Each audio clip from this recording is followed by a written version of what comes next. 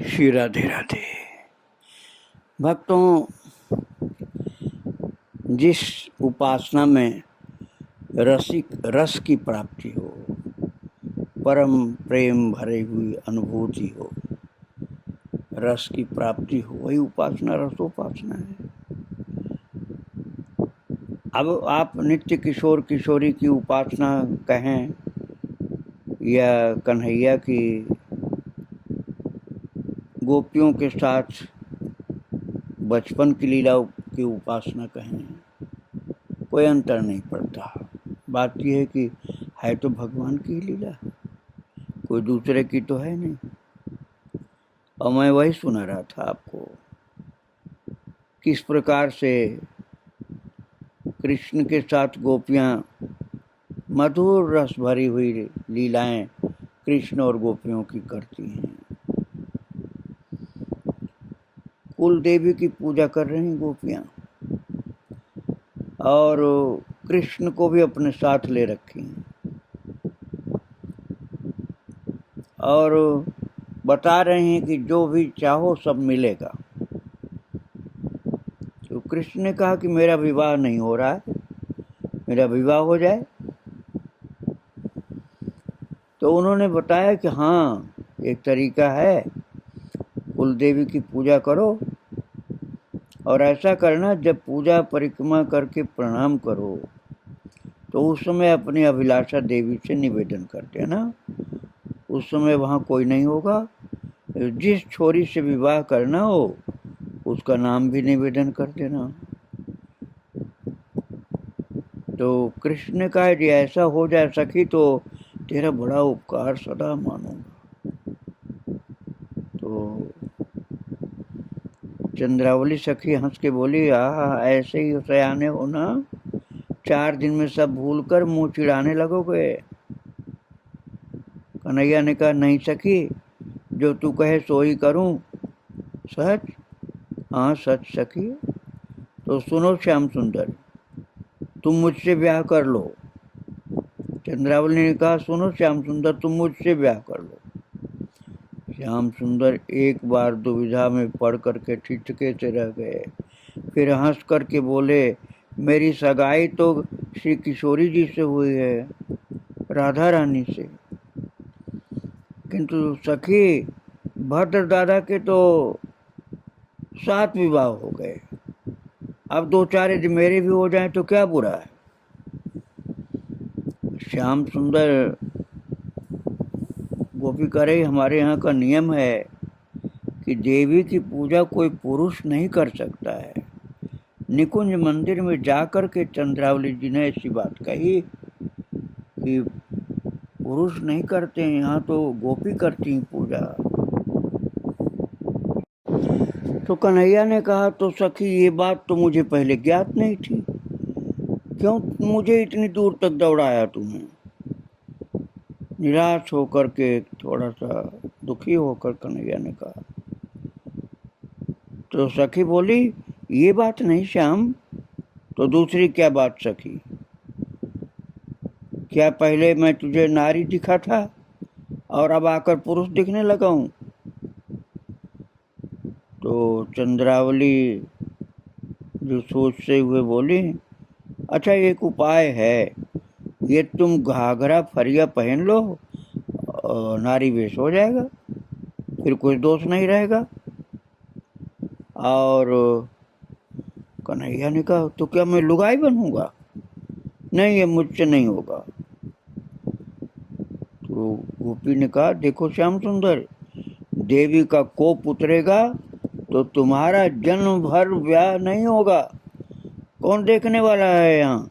अरे तुम जानो और मैं जानू, देवी के वरदान से जिससे चाहो विवाह कर सकोगे, थोड़ी देर के लिए लुगाई बन जाओगे तो क्या बुराई हो जाएगी। और थोड़ा सा विचार किया कन्हैया ने और फिर बोले, अच्छा सखी, जैसा यहाँ का नियम हो वैसा कर ले, पूजा में कोई दोष नहीं रहना चाहिए। श्याम सुंदर को लहंगा चोली और फरिया पहना करके चंद्रावली जी उन्हें दूसरे कक्ष में ले गई वहाँ सब सखियां पूजा की तैयारी कर रही थी और इन दोनों को देख करके, अर्थात चंद्रावली और श्याम सुंदर को देख करके सब समीप आ गई। अरे सखी, ये सांवरी सखी तो बड़ी सलोनी है, किस गोपी की बेटी है ये? अब इतना सजाया उसने कि कन्हैया को ठीक से न पहचान के सखियां समझ रही कि कोई नई सखी आ गई, बहुत सुंदर है। और पूछा उन्होंने कि ये किस गोप की बेटी है और क्या नाम है? कोई पाहुनी है क्या? कोई बाहर चाहे रिश्तेदार है? इस प्रकार के अनेक प्रश्न सुन करके चंद्रावली जी हंसकर बोली, हाँ सखी, ये पाहुनी है, नाम सांवरी सखी है। आज देवी का पूजन यही करेगी, तुम सब सावधानी से सहायता करो। इसके पश्चात सांवरी सखी की बाँह पकड़ करके कहा, चल तुझे किशोरी जी के समीप ले चलूं। देख, तू गांव की गंवार है, राजा महाराजाओं से भला तुझे कब काम पड़ा होगा। यहाँ जाने पर भली भांत पृथ्वी पर सिर रखकर फिर चरण छू करके प्रणाम करना, समझे? लठ की भांत खड़ी मत रह जाना, वे हमारी राजकुमारी हैं। श्याम सुंदर ने सिर हिला करके स्वीकृति और सकुचाते हुए श्री किशोरी जी के समीप पहुंचे। वेश की लज्जा और दर्शन के आनंद से उनके पांव डगमगा रहे थे। श्री किशोरी जी माला गूंथ रही थी और सांवरी सखी ने प्रणाम किया तो चंद्रावली जी से मधुर स्वर में पूछा, ये कौन है जीजी? तो चंद्रावली जी थोड़ा मुस्करा करके बोली, पाहुनी है, पाहुनी। पाहुनी अर्थात रिश्तेदार। पाहुनी है, पाहुनी। नाम सांवरी सखी है इसका। जब सांवरी सखी ने प्रणाम करके सिर उठाया तो दोनों की दृष्टि दौड़ करके आलिंगनबद्ध होकर अपना आपा ही खो बैठी। और ये देवी का पूजन करने आई बहन? चंद्रावली जी ने सचेत करते हुए कहा, पूजा के पश्चात दोनों भली प्रकार देख लेना एक दूसरे को। सब उठ करके मंदिर में गई और देवी गिरिजा को सब ने प्रणाम किया और पूजा आरंभ कर दी। सखियां सामग्री ला करके रख रही थीं। ललिता और विशाखा उनमें से क्रमशः प्रथम प्रयुक्त होने वाली वस्तु को किशोरी जी के समीप सरका देती और किशोरी जी निर्देश देते हुए सांवरी सखी को दे रही थी, ये रख। सांवरी सखी को पूजा करने का अधिकार जल्दी मिल गया था और चंद्रावली जी विधि बता रही थी और बहुत सी सखियां मंगल गा रही थी। एक प्रहर भर पूजा चली और सखियां पूजा कराती रहीं कन्हैया से। और नैवेद्य के पश्चात परिक्रमा और कुसुमांजलि अर्पण करके सांवरी सखी ने प्रणाम करते हुए नयन मूंद करके हाथ जोड़े और फिर देवी का ध्यान करके अपनी अभिलाषा निवेदन किया। चंद्रावली जी ने कहा, जो तुम मन वचन और कर्म से एकाग्र होकर प्रार्थना करोगे तो देवी तुरंत इच्छा पूरी करेंगी। अच्छा सखी, अब देवी के सम्मुख नृत्य प्रदर्शित करो। श्याम सुंदर ने विवशतापूर्ण दृष्टि से चंद्रावली की ओर देखा कि क्या ये भी करना पड़ेगा मुझे? हाँ सखी, ये भी पूजा का ही अंग है। तुम चिंता छोड़ो, वाद्य हम सब बजा लेंगे, बाजा हम सब बजाएंगे और नृत्य तुमको करना। विवश होकर के सांवरी सखी उठ करके खड़ी हुई और अब आपको तो समझ में आ ही रहा है कि सांवरी सखी कन्हैया ही है। और चंद्रावली ने उसको सखी बना रखा सजा धजा करके। और किशोरी जी एक उच्च आसन पर विराजित हुई और अन्य सखियां उनके दाएं बाएं बैठ गई। ललिता और विशाखा देवी पर चमड़ डुला रही थी। 8-10 सखियां वाद्य लिए संकेत की प्रतीक्षा कर रही थी। सांवरी सखी ने पांव ठुमका करके ताल और गुनगुना करके राग बताया और वाद्य मुखर हो उठे। सब बाजे सधे हुए बजने लग गए और महाराज गाने लगी। कौन? सांवरी सखी। और सुंदर सुंदर बहुत बढ़िया भाव से। अब कन्हैया ही सांवरी सखी बन करके नृत्य करने को तैयार है और सांवरी सखी ने पांव ठुमका करके ताल और गुनगुना करके राग बताया और वाद्य जो है वाद्य यंत्र वो मुखर हो उठे। जय जय जय हरि प्रिय गौरी, जय षड्वदन गजानन माता, जगजननी अति भोरी। जय जय जय हरि प्रिय गौरी। और नृत्य गायन के बीच किसी को तन मन की सुध नहीं रही। सांवरी सखी जैसे ही पुनः देवी को प्रणाम करके उठी, श्री किशोरी जी ने लड़खड़ाते पदों से उठ करके, हाँ, किशोरी जी ने लड़खड़ाते पद से जल्दी से उठ करके अरे सांवरी सखी को तो हृदय से लगा लिया और मुख से बरबस निकल पड़ा, श्याम सुंदर। और यही दशा सांवरी सखी की भी हुई। उसके मुख से भी धीमा उच्छ्वास मुखरित हुआ, राधे।